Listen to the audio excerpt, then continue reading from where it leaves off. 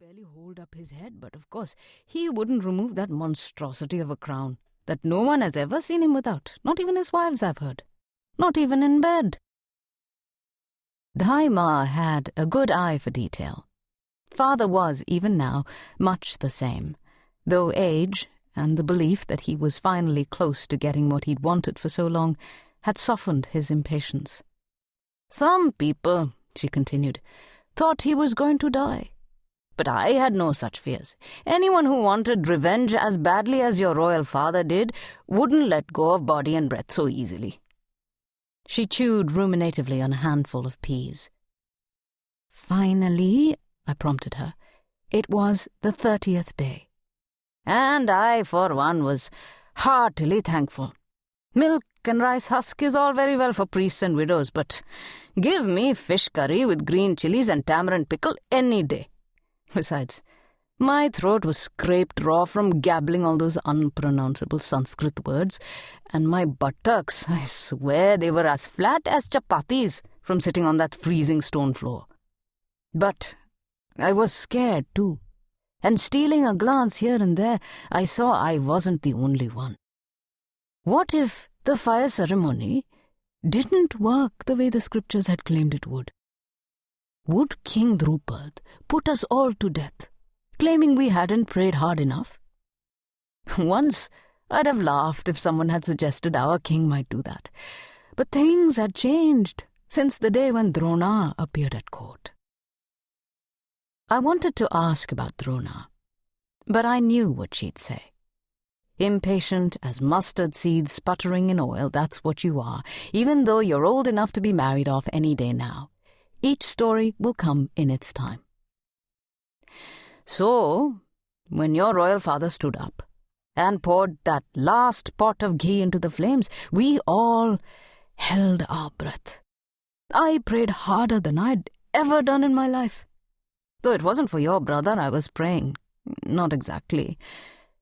Kallu, who was cook's apprentice then, had been courting me, and I didn't want to die before I'd experienced the joys of having a man in my bed. But now that I've been married for 7 years... Here Dhai Ma paused to snort at the folly of her younger self. If she got onto the subject of Kallu, I wouldn't hear the rest of the story today. Then the smoke rose, I interjected, with experienced dexterity. She allowed herself to be pulled back into the tale. Yes, and a spiraling, nasty-smelling black smoke it was, with voices in it. The voices said, "Here is the son you asked for. He'll bring you the vengeance you desire, but it'll break your life in 2. I don't care about that, your father said. Give him to me." And then your brother stepped from the fire. I sat up straight to listen better. I loved this part of the story. What did he look like? He was a true prince, that one. His brow was noble, his face shone like gold. Even his clothes were golden. He stood tall and unafraid, though he couldn't have been more than 5 years old. But his eyes troubled me. They were too soft. I said to myself, how can this boy avenge King Drupad? How can he kill a fearsome warrior like Drona? I worried about my brother too, though in a different way. He would succeed in completing the task he was born for. I had no doubt of that. He did everything with such meticulous care. But what would it do to him? I didn't want to think of it. I said, "And then?" Dhai Ma made a face. "Can't wait till you appear, madam full of yourself?" Then she relented.